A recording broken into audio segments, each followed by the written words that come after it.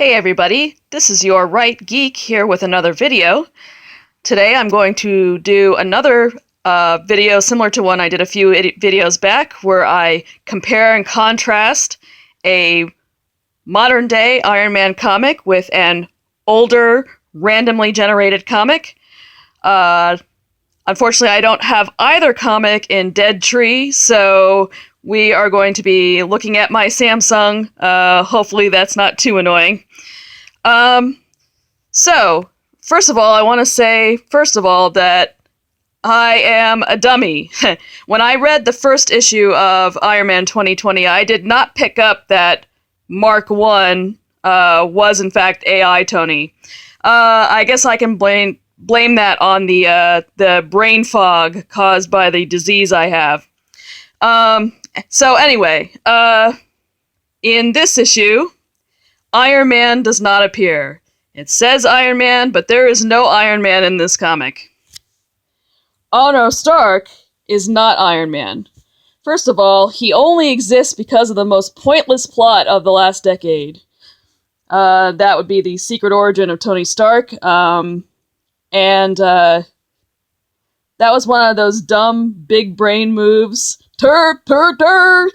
He's adopted! Ha ha ha! And now we're freaking stuck with that forever, that's so annoying. I wish somebody would just, undo that somehow, because that plot was there was no point, there was no reason to do that. But now we're stuck with its, results. And also, Arno Stark is not Iron Man because...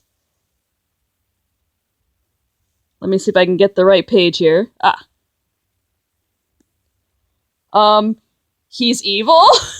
I mean, okay, maybe that's overselling it. But if you look here, on page 11, what we discover is that he has designed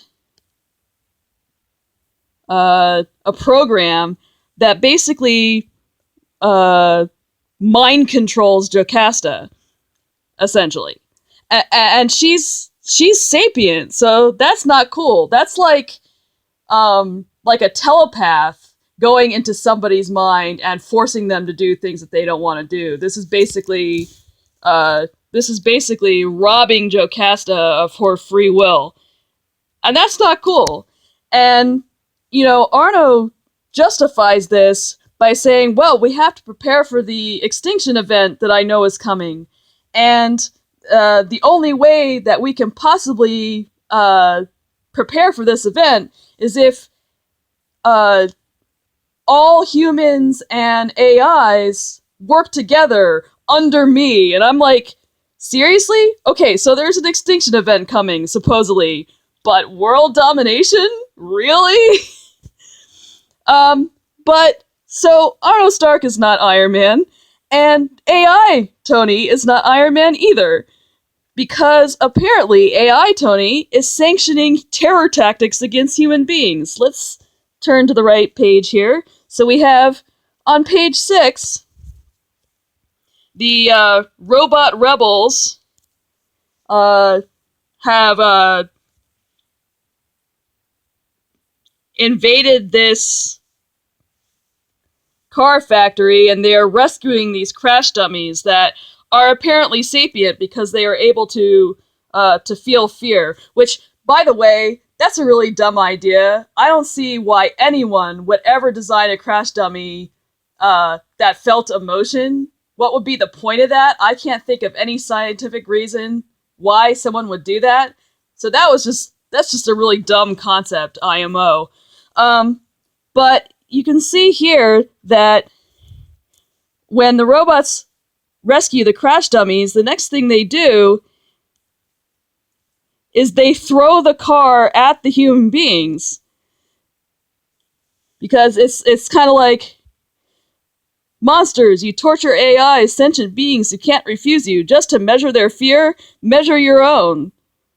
So it's like, oh, it's okay. We don't have to care about human life because we're AI. And apparently, I don't see any evidence anywhere in this comic that AI Tony has any problem with these kind of tactics. Um, then there is what we have here on page 10.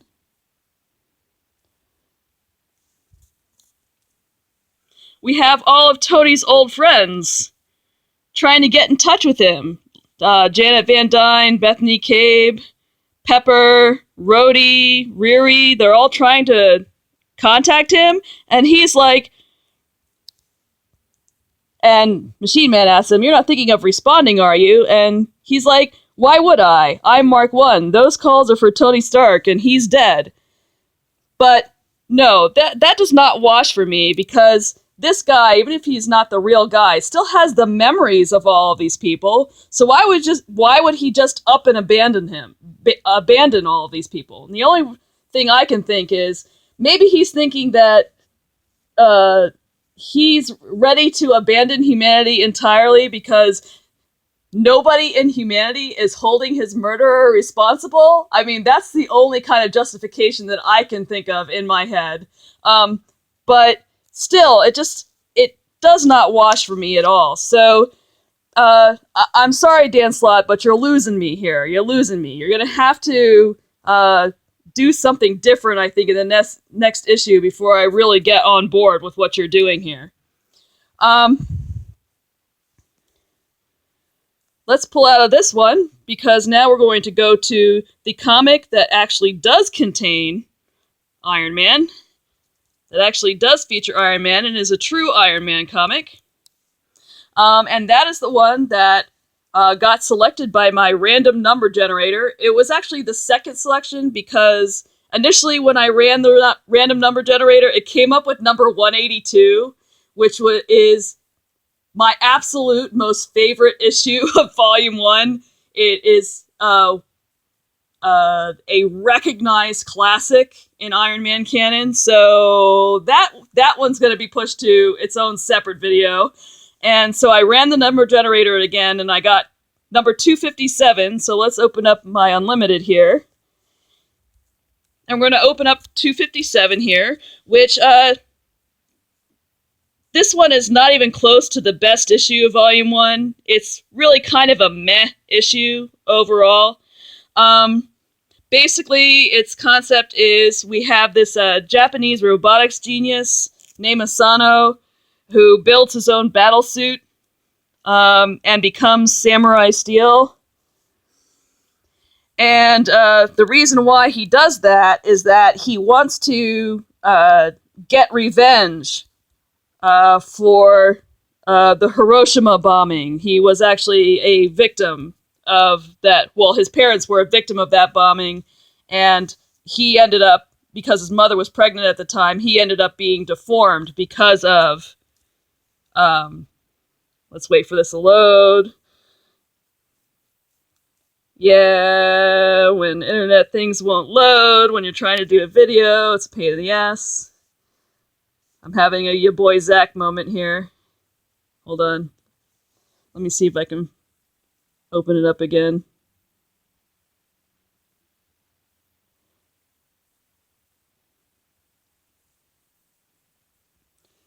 Okay, maybe I just need to page through.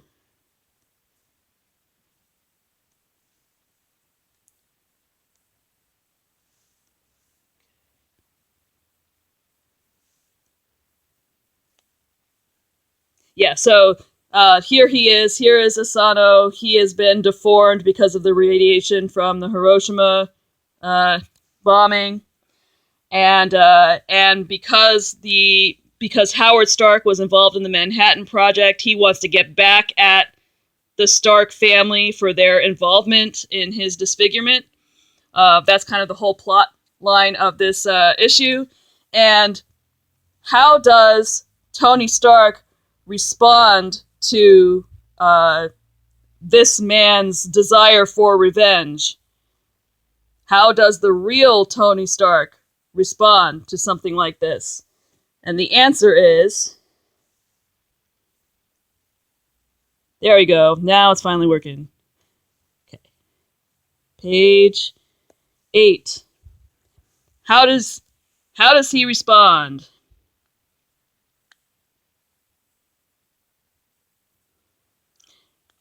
Asano is a robotics genius, a recluse with anti-American sentiments. His parents died of radiation complications after we dropped the bomb on Hiroshima. I can't blame the man for being bitter. True enough, says Rhodey. What puzzles me is, why decide to start dealing with Americans now, and why us? And Tony says, I don't know, Rhodey. My father worked on the Manhattan Project. I feel a little guilty about what happened to Hiroshima. I've certainly benefited financially from it. If Asano can meet our needs at a fair price, it's the least I can do. Maybe I can pay him back in this small way for the suffering he's endured.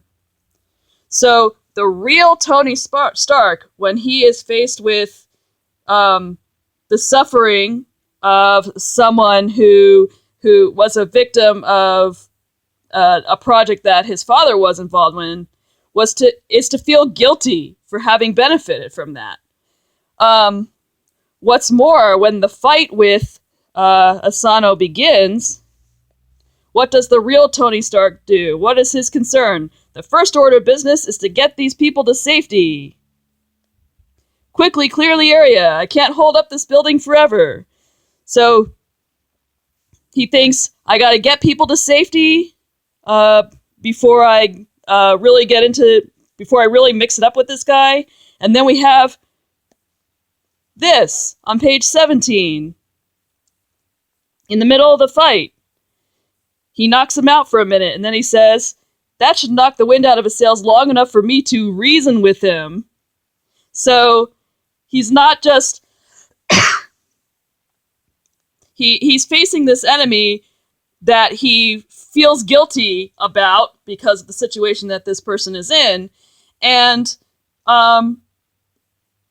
he's being attacked, but his response is not to terrorize people in return. It's to say, I have to reason with this guy. Maybe I can figure out a way to satisfy his desire for vengeance. And then we have, at the end, the fight ends when... Come on. Don't be a piece of S. Okay. The fight ends when Samurai Steel, he accidentally fires into his own power plant here. And he says, no, I didn't realize where I was. I just fired a particle beam into the center of the main reactor. The warning klaxons are sounding. I must have punctured the reactor core and destroyed the control rods. I can't let this reactor explode here. I won't be responsible for another nuclear holocaust. I've got to use all of my strength. And he flies it up into space and basically sacrifices himself. So this guy who was kind of the antagonist of the piece ends up acting in a very heroic way at the end. And how does Tony respond to that? It says at the end, he weeps. So after Asano sacrifices himself, Tony actually cries for this man that he feels guilty about. This is the real Iron Man. Not that first thing I read snippets of to you. The real Iron Man does care about human life. And even though the real Iron Man is no more, theoretically, even though he has been murdered, I have to think that the AI Tony, even if he's not the real guy, he still has the memories of being the real guy. And shouldn't that influence how he behaves? Why would he leave those memories behind? I don't understand how this modern storyline is working. And like I said, it's completely losing me.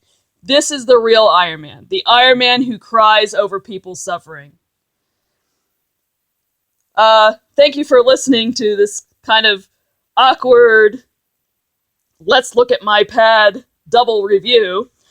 I will be back on Monday night, and on Monday night, you're probably going to get a chance to hear my singing voice because I will be talking about Square One TV.